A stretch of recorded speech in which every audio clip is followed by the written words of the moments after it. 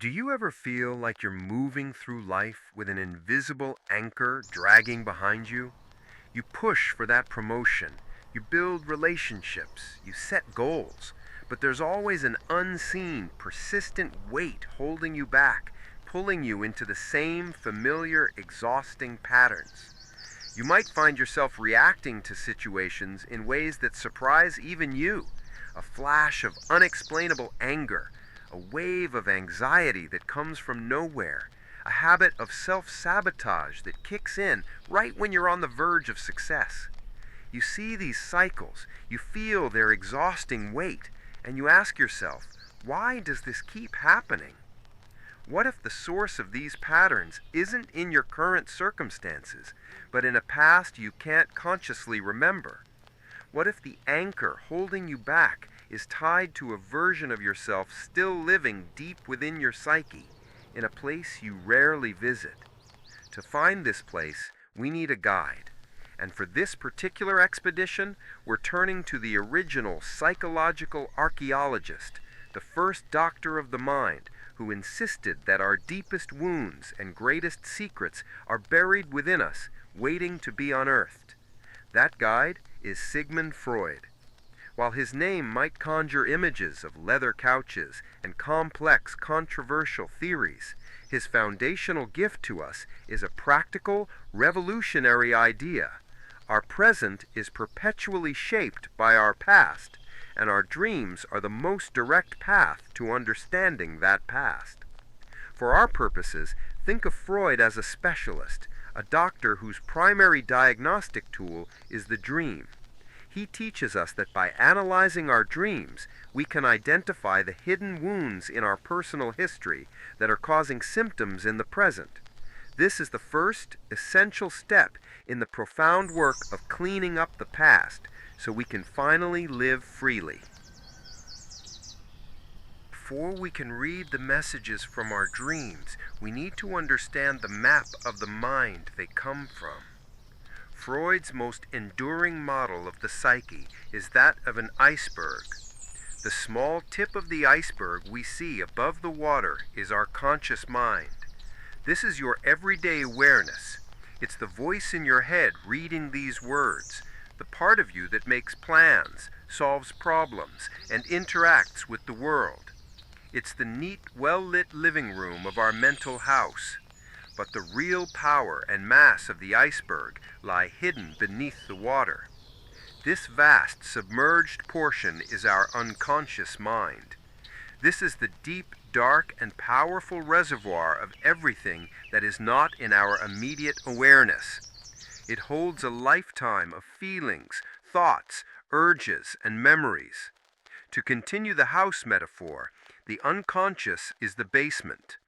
Imagine a basement where over the years you've stored everything you couldn't or wouldn't deal with in the main living area. It's filled with forgotten childhood toys, memories, sealed boxes overflowing with old letters, emotions, broken furniture you meant to fix, unresolved conflicts, and perhaps, in the darkest corners, a few scary things you locked away and deliberately forgot, traumas. Here is the crucial point.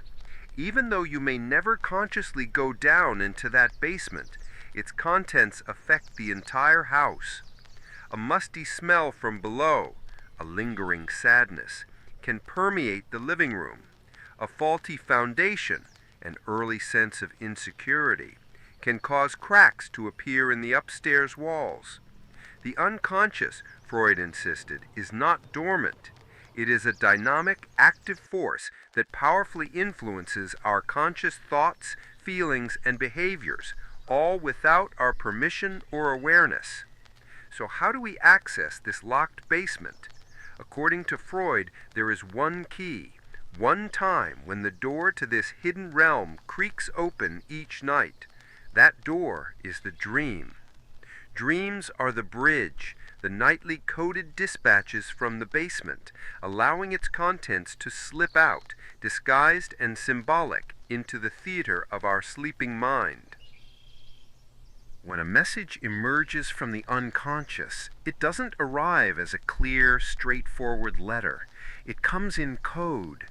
This is because a part of our mind, which Freud called the censor, acts as a kind of security guard. Its job is to protect our conscious mind from the raw, often disturbing and overwhelming truths of the unconscious. To get past the censor, the dream's true meaning must be disguised. This disguise creates the two faces of every dream. The first face is the manifest content. This is the literal story of the dream, the plot, characters, and setting you remember when you wake up. Example: I dreamed I was in a theater, but I'd forgotten all my lines for the play. The audience was staring at me, and I felt a growing sense of panic as I stood frozen on stage. This is the story, but it is not the meaning. The meaning is the second face, the latent content. This is the hidden psychological meaning, the true uncensored message from the unconscious that the manifest content is concealing. Example: the dream isn't really about a play. The forgotten lines could symbolize a feeling of being unprepared for a major challenge in your waking life. The theater could represent your professional life, where you feel you always have to perform. The staring audience could be the judgment you fear from colleagues or family. The latent message is, I feel like a fraud in my career and I'm terrified of being exposed. Understanding this difference is the first step in dream interpretation. We have to learn to look past the bizarre story, the manifest, to ask, what feeling or conflict is this story trying to represent, the latent? Have you ever had a similar dream? Share the story, just the story part, in the comments below. It's amazing how universal these themes are. So why does the unconscious bother sending these coded messages? For Freud, the primary function of a dream is wish fulfillment.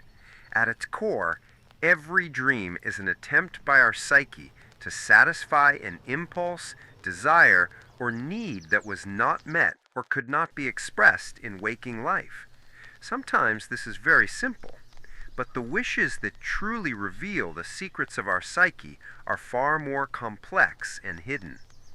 A woman who has been taught to always be agreeable and nice might have a violent dream of screaming at someone.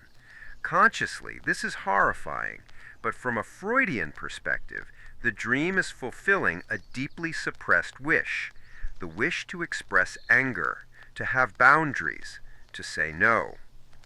Consider a woman who feels trapped and micromanaged at her job. She might dream of flying. The manifest content is flight, but the latent wish is for freedom, autonomy, and power. By identifying the wish hidden within the dream, we can identify the deepest longings and frustrations of our waking lives. Where do these powerful, unconscious wishes come from? Freud traced them to one primary source: repressed memories and unresolved conflicts, almost always originating in childhood. Repression is a defense mechanism. When an experience or feeling is too painful or scary, we push it down into the unconscious basement. It's an act of psychological survival. But these repressed memories don't die. They aren't erased. They remain active, like trapped pockets of energy, constantly seeking release. They become the ghosts in the machine of our personality, the source of our invisible anchors, and dreams are their primary outlet. The recurring dream of being abandoned isn't just a random fear. It is likely the echo of a real or perceived abandonment from childhood, a wound that was never seen, acknowledged, or healed.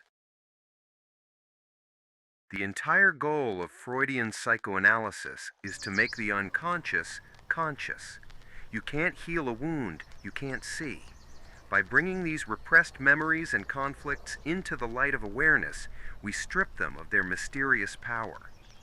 Here is a simplified version of the method. 1. Record the manifest content. The moment you wake up, write down the dream's story. 2. Free associate.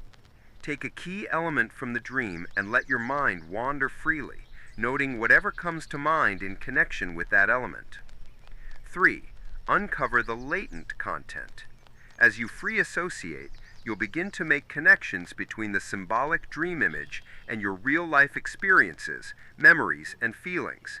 These are the aha moments. The healing isn't in the dream itself, but in the awareness that follows. When you realize that your intense fear of your boss's disapproval is directly linked to a childhood fear of a critical parent, the fear loses its overwhelming power in the present. This is the work of cleaning up. If you find this method insightful, consider subscribing so you don't miss our future videos, where we'll do deep dives into specific dream symbols and techniques. Freud's theories are complex, but his core contribution remains a monumental gift. He taught us that our minds have a vast, powerful, and hidden dimension. He confirmed that our dreams are not random nonsense, but are meaningful, purposeful, and deeply personal messages from this inner realm. This archaeological dig into our past isn't about blaming or dwelling on old pain. It is an act of profound liberation. By bravely opening the door to our own psychological basement and having the courage to look at what we've stored there, we can begin to heal it. We release the invisible anchor. Freud, the great archaeologist, gave us the essential map to our personal basement. He taught us how to excavate our own unique history. But what if that basement has another door? A door that leads not just to our personal history, but to a deeper, more ancient place, a place shared by all of humanity. This is where our journey takes its next crucial turn. We move from the personal to the universal, from the basement of one house to the collective ocean that connects us all. We step out of the world of Freud and into the vast symbolic universe of Carl Jung. Press the subscribe button and join this community of women on the journey inward. In our next video, we'll walk through that second door together into the expansive symbolic world of Carl Jung. Thank you for listening.